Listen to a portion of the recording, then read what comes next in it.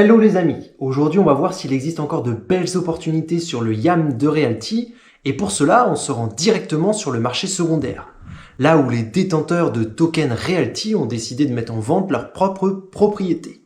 Je vais cliquer sur les offres les moins chères avec les prix les plus décotés et comme d'habitude j'ai 300 € à investir ce mois-ci et on va alors sélectionner 3 propriétés au hasard. On va commencer avec celle-ci, la 19269 Conley Street à Détroit, la 11222 E7 Mile Road à Détroit également et la 17310 Butler Street.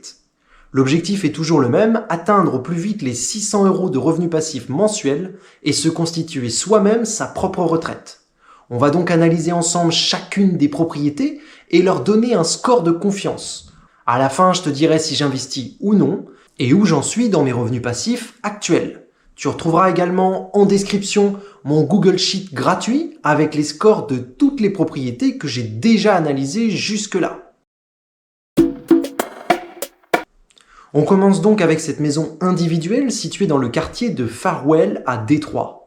Au moment de la vente sur le site de Realty, cette propriété était estimée à 76 692 $, avec un rendement attendu de 9,06%. C'est une maison classe C et composée de 3 chambres et une salle de bain. Elle propose une surface totale de 1074 square feet.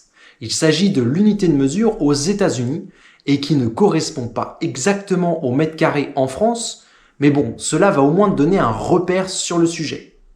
Avant de poursuivre cette analyse, je pense qu'il est important de comprendre la situation actuelle de Détroit. Parce que si tu fais un tour sur le YAM toi aussi, tu vas voir qu'il y a pas mal de propriétés à Détroit qui sont en vente actuellement. Et c'est normal car la situation est plutôt complexe depuis cet été, voire même assez merdique. En effet, au départ, Détroit était présenté par Realty comme l'un des secrets immobiliers les mieux gardés d'Amérique. Détroit était alors une ville qui avait rayonné pendant des années et qui s'était brutalement effondrée à la suite d'une crise majeure. La stratégie de Realty était alors d'investir massivement dans un quartier spécifique pour rénover l'ensemble des biens du quartier et faire prendre de la valeur au quartier lui-même et donc indirectement à tous les biens qui le composent. Cela permettait aussi d'optimiser au maximum la gestion locative et les différents travaux qui auraient pu être nécessaires à l'avenir. Malheureusement, pour acheter ces biens, Realty a dû prendre certains risques. Et nous avons alors hérité de blowout, des violations de non-conformité. En gros, certaines de ces propriétés étaient rattachées à des obligations légales de remise aux normes. Ils étaient dans un sale état et la ville les a obligés à être rénovés. Ce qui en soi n'est pas forcément une mauvaise chose, car cela signifie que ces biens sont moins chers et qu'après une bonne rénovation, ils devraient prendre du coup normalement beaucoup plus de valeur.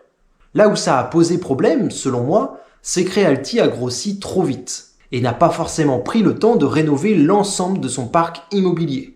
Et puis, plusieurs événements dramatiques se sont alors produits. Je ne vais pas en revenir en détail sur l'ensemble de ces événements, mais si tu le souhaites, j'ai créé une chaîne secondaire sur le sujet, où je détaille une semaine sur 2 toute l'actualité dans les community calls de Realty, et je te mettrai également le lien en description. Mais bref, ce qu'il est important de retenir avec ce qui se passe en ce moment à Détroit, c'est que la ville s'en est pris finalement à Realty, en utilisant ces fameux blowout contre elle. Aujourd'hui donc, une partie des biens de Realty présents à Détroit se retrouve dans un TRO, Temporary Restraining Order. Résultat, Realty est aujourd'hui contraint de rénover ses biens en urgence pour pouvoir ensuite sortir de ce fameux TRO et en attendant, Realty n'a plus du tout le contrôle sur les propriétés dont elle avait initialement la gestion. C'est la ville qui a récupéré ce rôle et tout ça a donc tourné rapidement au fiasco. Je sais que je t'ai un peu résumé la situation assez rapidement, mais le but c'était surtout que tu aies un minimum de contexte. Sinon tu vas voir ma chaîne secondaire et tu en sauras beaucoup plus. Pour en revenir alors à Conley Street, cette petite maison située dans le quartier de Farwell à Détroit, le blocage de la justice a fait que cette propriété n'a généré en réalité de véritables loyers que du 15 avril 2025 à cet été. Et ensuite, plus rien. Pourquoi ? Parce que les loyers doivent être collectés aujourd'hui par la ville et déposés ensuite sur un compte de séquestre, que Realty récupérera une fois qu'ils seront sortis du TRO. Mais visiblement, la ville de Détroit n'est pas vraiment un très bon gestionnaire. Realty a donc proposé 2 options de vente quand ils auront enfin réussi à sortir de ce TRO. L'option 1, c'est la vente classique, la propriété va être rénovée, elle sort alors du TRO, et puis Realty va la revendre normalement avec une plus-value. Puisque le bien a été acheté à pas cher avec des blouts et qu'il est revendu sans blouts et entièrement rénové, on peut donc alors supposer qu'on va faire une réelle plus-value. Option 2, le land contract. Realty propose aux locataires actuels d'acheter la propriété où ils se trouvent, sur une période de remboursement définie à l'avance, générant alors un rendement pendant toute cette période, et ce jusqu'à ce que le remboursement total soit effectué. Cette option devrait d'ailleurs être soutenue par la ville de Détroit elle-même, et pourrait alors être envisageable. À mon avis, je ne suis pas certain qu'il y ait une plus-value sur cette option-là, et je propose d'ajouter également une option 3, la faillite de Realty. Car pour moi, il faut aussi envisager que Realty fasse partiellement ou totalement faillite. Les propriétés seraient alors potentiellement revendues à la va-vite, sûrement au rabais. Donc, il faut prévoir une perte en capital dans cette troisième option. Pour le 19269 Conley Street, le risque d'un coût des travaux est assez important. En effet, la propriété a été construite en 1958 avec des fondations en maçonnerie et un extérieur en briques. Elle fait très âgée, je trouve, quand on la regarde d'un peu plus près, et pour moi, le risque des travaux cachés, cumulé à une exposition à plusieurs blouts, c'est un red flag important.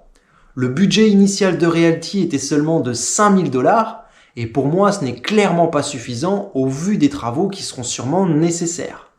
Realty devra donc injecter une somme significative pour la remettre aux normes et sortir du TRO. S'ils le font et qu'une vente est ensuite programmée, je pense qu'il faut se préparer à une moins-value très importante. Je ne recommande donc absolument pas d'acheter ce bien et je lui mets la note catastrophique de 5 sur 20. Mais si tu n'es pas tout à fait d'accord avec moi, n'hésite pas à me le faire savoir. Je suis prêt à en débattre dans les commentaires. Passons à présent au 11222 E7 Miles Road, un actif massif de 28 unités estimé au moment de l'achat à 1,4 million. Tu l'auras compris, on n'est pas du tout dans les mêmes ordres de grandeur. Avec cet énorme complexe également situé à Détroit, Realty nous offre un rendement de 9,14%. L'immeuble est un peu plus récent car il date de 1965 et est situé dans le quartier de Mount Olivet. 42 840 $ ont été attribués pour de potentiels travaux et Realty pourrait donc alors s'en servir. Le bien est composé d'une surface de 26 784 square feet. Cet actif énorme est officiellement entièrement loué et si jamais la ville se met un jour à faire son travail, ce qui n'arrivera probablement pas, le bien devrait alors rapporter pas moins de 10 758 $ par mois. Ce qui est juste totalement fou. C'est avec ce type de propriété que j'ai commencé à investir sur Realty. Je ne te raconte pas comment à l'époque j'hallucinais de pouvoir poser des billes sur ce type de propriété. Niveau travaux, car c'est le cœur de la guerre avec le TRO actuel, ce bien est classé comme partiel. Il y a donc des travaux importants à effectuer, mais certains ont déjà été faits et pour le moment, on a encore pas mal d'argent de côté pour pouvoir le réaliser. La rénovation partielle signifie aussi que certains des blights n'ont pas encore été traités. Le risque légal reste donc colossal. Pour moi, si on écarte l'option 3, où Realty ferait faillite, il nous reste donc 2 options. L'option 2 du land contract semble impossible puisqu'il y aura beaucoup trop de locataires et je ne vois pas trop comment Realty va réussir à revendre chaque bien de cet immeuble à tous les locataires qui l'occupent actuellement. Il ne nous reste donc plus qu'une seule option, la vente directe. Mais comme on ne sait pas réellement le coût des rénovations à prévoir, et au vu de l'âge de l'immeuble et sa superficie, cela pourrait monter quand même à extrêmement cher. Perso, je sais que c'est pas forcément comparable, mais j'ai un appart en location en France. Et on a dû faire venir une entreprise rien que pour nettoyer toutes les canalisations de l'appartement. 600 000 € au total. Donc sur un immeuble aussi énorme, je pense qu'il faut se préparer à un budget travaux très très important. Et toi, tu penses que 42 840 $ vont suffire à faire les rénovations potentielles de cet appartement? Je lui donne donc la note, je sais, un peu minable, de 7 sur 20. Je sais que c'est rude, mais la situation à Détroit, c'est quand même extrêmement dangereux. Ça me fait mal au cœur, mais je ne pense pas qu'il soit pertinent d'acheter cet immeuble. Malgré un prix d'achat moins cher aujourd'hui, je n'ai pas non plus envie d'y mettre mon argent pour le moment. Bon, maintenant changeons un peu de perspective et terminons avec le 17310 Butler Street. Il s'agit également d'un important complexe, mais un peu moins gros que le 11222 E7 Miles Road. Ici, Realty nous propose un bien de 14 unités avec un rendement de 9,92%, donc le plus élevé qu'on ait pu analyser jusqu'ici. Le prix d'achat de départ était de 732 096 $, le bâtiment est situé dans le Holcomb Community et les revenus ont commencé depuis le 1er novembre 2023, ce qui remonte donc à 2 ans avant le TRO, une date largement antérieure à août 2025. Le revenu net mensuel est tout de même de 6 051 $ tous les mois, donc ce n'est pas non plus n'importe quoi, et cet actif a surtout prouvé dans le temps sa capacité de stabilité. Et ça, c'est pour moi le meilleur actif des 3 propriétés que j'ai pu analyser, à la fois d'un point de vue rentabilité, prix d'achat et stabilité, même si ce bien reste comme les autres actuellement bloqué par le TRO. Par contre, c'est aussi la propriété la plus vieille, car elle est en date de 1926 et n'a été réhabilitée qu'à 95%. Un budget de 40 000 $ a même été alloué pour finir les travaux mineurs, qui comprenaient de nombreux planchers, des travaux de plomberie, de chauffage, et aussi un toit en asphalte. Pour moi, la réhabilitation massive signifie que la propriété a déjà absorbé une grande partie des coûts qui lui seront alors exigés pour sortir du TRO, et c'est donc plutôt un bon signe. Le risque de blowout est fortement réduit, et la propriété reste toujours aussi attractive. Et c'est le cas depuis pratiquement 3 ans. Donc si on part sur l'option 1 avec une vente prochaine une fois sorti du TRO, ce bien présente un faible risque de moins-value. C'est le bien le plus premium des 3 que j'ai pu analyser. Sa qualité physique et le fait qu'il ait toujours été rentable depuis sa première vente lui assurent une meilleure valeur en cas de revente forcée, limitant alors la perte en capital. Dans le cas de l'option 2, on aurait alors une haute probabilité de plus-value. Les propriétés rénovées et touchées seront ensuite les stars du futur portefeuille de Détroit. Ça, en tout cas, c'est ce qu'annonce Jean-Marc, l'un des 2 fondateurs. La réhabilitation à 95% est déjà incluse dans l'investissement initial de 732 096 $. Donc comme le prix sur le YAM est décoté aujourd'hui, la personne qui va acheter ce bien va acheter un bien pratiquement neuf, entièrement rénové, en tout cas à 95%, mais à un prix au rabais. C'est donc un candidat idéal pour la vente classique ou le land contract. Conclusion, je vais quand même lui donner la note de 15 sur 20, car pour moi, ce bien est une véritable pépite. Je te rappelle malgré tout qu'il ne s'agit absolument pas d'un conseil en investissement, et je te dis juste ce que je vais faire moi de mon côté ce mois-ci. Je t'invite alors à faire tes propres recherches, et puis surtout, n'hésite pas à me dire en commentaire ce que tu en penses. Je peux totalement me tromper. Sur ma chaîne secondaire, j'échange avec pas mal d'autres investisseurs et il arrive régulièrement qu'ils me remettent en question. Et ils ont bien raison. Pour conclure à présent, je ne vais pas investir sur le 19269 Conleth Street, car la rénovation de 5 000 $ me semble beaucoup trop faible. Je ne vais pas investir non plus sur le 11222 E7 Miles Road, car l'exposition à de potentiels blowouts plus une rénovation partielle me semble beaucoup trop dangereux. Par contre, la 3e propriété, elle semble vraiment sortir du lot. En effet, selon moi, le 17310 Butler Street est beaucoup plus intéressant.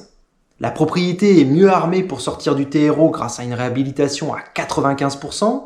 Elle présente la plus forte probabilité de plus-value à long terme, car la majorité des coûts de mise en conformité ont déjà été absorbés lors de l'achat. Je vais donc sûrement acheter 1 ou 2 tokens du 17310 Butler Street sur le YAM et espérer ensuite générer probablement une importante plus-value. Mais je n'ai pas l'intention pour autant de mettre mes 300 € mensuels rien que sur cette propriété, car mon objectif c'est de générer 600 € de revenus passifs par mois. Pas de choisir des biens pour faire grossir mon patrimoine en prenant des paris sur d'éventuelles propriétés sous-évaluées. Ce n'est absolument pas mon objectif. Mais un peu comme tout le monde, j'imagine, j'ai hâte que Realty arrive à sortir des propriétés du TRO. Et si je dois parier sur une propriété, dans les 3 que j'ai analysées, c'est clairement celle-ci. Mais en parlant de revenus passifs, où est-ce que j'en suis ce mois-ci ? Comme tous les mois, je te propose de te partager avec transparence ce que je touche pour le moment sur les différentes plateformes où j'ai investi. Alors voilà, ce mois-ci, je suis passé de 106,72 € à 123,20 € sur Realty. Enfin, dans l'hypothèse où je toucherai un jour l'entièreté de mes loyers. Car dans la réalité, je ne touche absolument pas ça. Toutes mes propriétés qui sont à Détroit, je ne touche plus rien. J'ai gagné également 10 centimes supplémentaires sur Peerberry en passant de 31,64 € à 31,71 €. J'ai touché 1,65 € sur Rental, 1,88 € sur Atoa et 1,42 € sur Bolero. Mais ce n'est pas tout. Comme je te l'ai dit tout à l'heure, j'ai également un appartement en France et que je loue en physique. Normalement, je suis censé toucher 1234 € par mois. Il s'agit d'une colocation et qui m'a rapporté ce mois-ci, malheureusement, 753 €, pour pas moins de 837 € de charges. Donc comme tu peux le constater, je suis clairement en négatif. Et pas qu'un peu, puisque si je fais la somme de toutes mes recettes moins mes charges, j'en suis à moins 10 449 € pour le moment. Après, il y a mes travaux compris à l'intérieur. Alors si un jour j'arrive à avoir 3 locataires dans mon appartement, tous les mois je devrais gagner 246 € net. Et si je les utilise pour rembourser ce que j'ai déjà avancé, il devrait me rester à peu près 3 ans et demi pour pouvoir y parvenir. Donc dans 3 ans et demi, je suis censé arriver à l'équilibre. Maintenant, si on additionne toutes les plateformes où j'investis, cela nous fait un total de 159,86 € tous les mois. Et donc une augmentation théorique de 15,89 € par rapport au mois dernier. Et toi, où en es-tu ? Vas-tu investir sur l'une de ces 3 propriétés, passer ton tour ou investir sur une autre propriété qui pourrait être en vente actuellement sur Realty? N'hésite pas, comme je te l'ai déjà dit plusieurs fois, à me donner ton avis en commentaire et abonne-toi si ce n'est pas encore le cas. Car ici, je te partage ma DCA mensuelle sur Realty une fois par mois et je t'explique comment utiliser Bitcoin dans ton quotidien le reste du temps. En attendant, je te laisse avec ma dernière vidéo Realty. Faut-il investir à Miami, Chicago ou Montgomery? Clique ici pour savoir si j'ai décidé d'y investir le mois dernier et je te dis à très vite pour de nouvelles analyses.